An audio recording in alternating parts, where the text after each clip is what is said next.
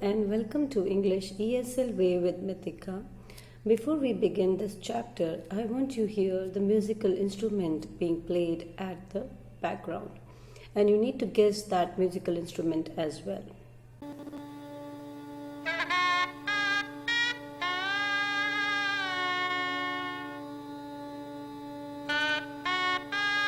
Okay, did you make a guess which instrument was that? Never mind, it was Shanhai. And this lesson is about Ustad Bismillah Khan, who was a renowned Shanhai player in India, and he was a legend because he did something which has a historical significance. Want to know what was that? So let's begin the chapter. Now, before we read, I want you to open your books and read out along as I read. Emperor Aurangzeb banned the playing of musical instrument called pungi in the royal residence, for it had a shrill, unpleasant sound. Banned means prohibited, and shrill means which is very sharp, and unpleasant, something that you dislike. So pungi was a musical instrument, the predecessor of Shanhai. So before Shanhai, we used to have a pungi. When the Mughals ruled India before the Britishers came, there was a very famous Mughal ruler named Aurangzeb. He did not allow the pungi to be played in his royal residence because he felt that it had a shrill and unpleasant sound, so he banned it. Pungi became the generic name for reeded noise makers. Generic name means a name given to a class or group as a whole. And reeded means the wind instrument which have reeds like the flute and the clarinet, etc. So any musical instrument which is made with reeds like holes in it, like we have flutes and clarinets, they are also classified as pungi. It is a generic name to all the instruments which have reeds in it. So pungi is a broad term for any type of instrument which uses wind to produce sound. Few had thought that it would one day be revived. Revived means brought back to life. As Aurangzeb has spent all these reeded noisemakers, he had banned pungi in his royal residence. No one thought that one day such noisemakers, such instruments which made unpleasant sounds would be played and their sound would be liked by the audience. No one has ever thought that way. A barber of family, moving on. A barber of family professional musician who had access to royal palace decided to improve the tonal quality of the pungi. Tonal quality means the sound. As the pungi had an unpleasant sound, there was a barber who belonged to a family of professional musicians, and he had a desire, and means he wanted to play the pungi, but he knew that the sound produced by pungi was unpleasant, and so he decided to improve the sound. He chose a pipe with a natural hollow stem that was longer and broader than the pungi, and made 7 holes on the body of the pipe. So hollow, you can see empty from inside. So this barber, what did he do? He took a pipe which has a hollow stem, which was longer and broader than the normal pungi. He made 7 holes on the body of the pipe. So if you have seen a flute, it is something like this. It is a pipe which is hollow from inside and has hole on it. So when he played on it, closing and opening some of these holes, soft and melodious sounds were produced. Then, when he tried to playing it, he blew air into the pipe and closed and opened different holes at the time when he was playing. He found that soft and melodious sounds were produced when he did not like this. He played this instrument before royalty and everyone was impressed. The instrument was so different from the pungi, had to be given a new name. So when the barber played this instrument in the royal court, everyone liked the sound produced by it. The royal court thought that this instrument was different from pungi, and so it should have a different name also. As the story goes, since it was the first played in Shah's chambers and was played by a nai, means that is barber, the instrument was named the shanai. You know what happened? There is a story behind the name given to this instrument, and this instrument was played for the first time in the royal residence of the Shah. You know, Shah was a name given to the king. Mughals called their kings as Shah.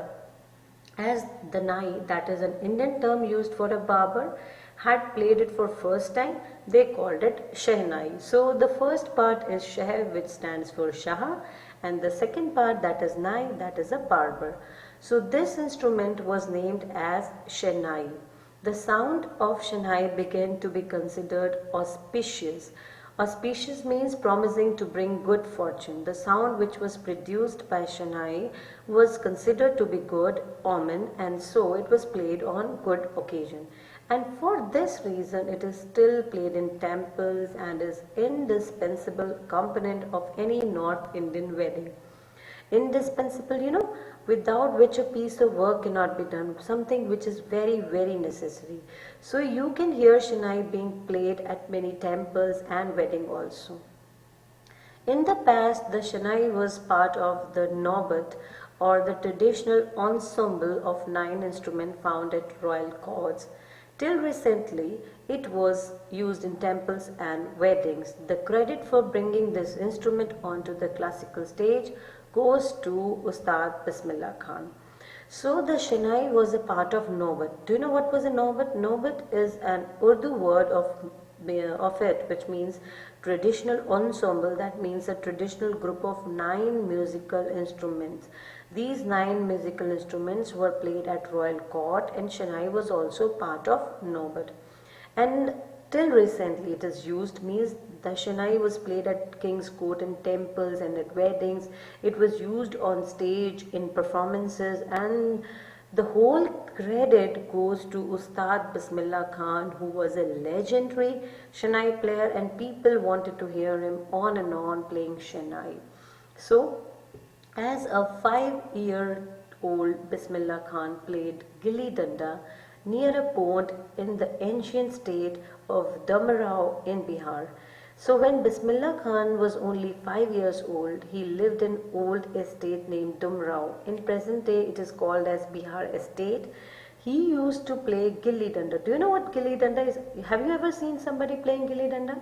It is an old sport which is quite similar to cricket. He would regularly go to Bihariji temple to sing the Bhojpuri Chaita, at the end of which he would earn a big laddu weighing 1.25 kg, a prize given by the local Maharaj. Do you know what are laddus? Everyone knows, every Indian knows. Also he would go to nearby Bihariji temple. Although Bismillah Khan, what an irony here is, he was a Muslim. He would go to temple and he would sing this song Chaita in Bhojpuri language. Bhojpuri language is spoken in area of Bihar. When he would finish reciting the song, he would get a big laddu as reward, and the weight of that laddu was 1.25 kg. Amazing. This was a prize given to Bismillah Khan by local Maharaj. This happened 80 years ago, and the little boy has travelled far to earn the highest civilian award in India, the Bharat Ratna. The writer says that this incident occurred when Bismillah was 5 years old, that he would get this laddu as a reward, and after 80 years Bismillah Khan earned the highest civilian award in India, which is the Bharat Ratna award. So this is the distance that he was travelled in his life. At 5 years of age he would get 1.25 kg laddu as a reward, and at the 80 he achieved the highest civilian award in India, that is the Bharat Ratna. Born on 21st March 1916, Bismillah belongs to a well-known family of musicians from Bihar. Bismillah Khan was born on 21st March 1916 in a family of musicians in Bihar. His grandfather was Rasul Baks Khan and was the Shehnai Nawaz of Bhojpur's king's court. His father, Paigambar Baks, and the other paternal ancestors were also great Shehnai players. Paternal ancestors means the ancestors of the father. The lineage of his father's side was full of great Shehnai players. We can say that Bismillah Khan ji acquired the skill of playing Shanai from his ancestors. His grandfather was a great Shanai player. He played the Shanai in the court of Bhojpur king, and his father and all paternal ancestors were also great Shanai players. So the young boy took the music early in life. Bismillah Khan ji also started learning music at early age. At the at the age of 3, when his mother took him to his maternal uncle's house in Banaras, Bismillah was fascinated watching his uncles practice the Shanai. When Bismillah Khan ji was only 3 years old, his mother took him to her parents' house, to his maternal uncle's. They used to live in Banaras, which is today called as Varanasi. And when Bismillah Khan saw his maternal uncles playing the Shanai, he was attracted towards it and he also wanted to learn playing it. Ali Bakhsh soon Bismillah started accompanying his uncle Ali Bakhsh to the Vishnu temples of Banaras, where Bakhsh was employed to play the Shanai. Bismillah Khan started going with his uncle Ali Bakhsh to the Vishnu temple in Banaras. Ali Bakhsh was on duty to play the Shanai at Vishnu temple of Banaras. Now, don't you feel amazing? A Muslim is on duty at Hindu temple, no religion, no bar. Ali Bakhsh would play the Shanai and Bismillah would sit captivated for hours on end. Captivated means attracted.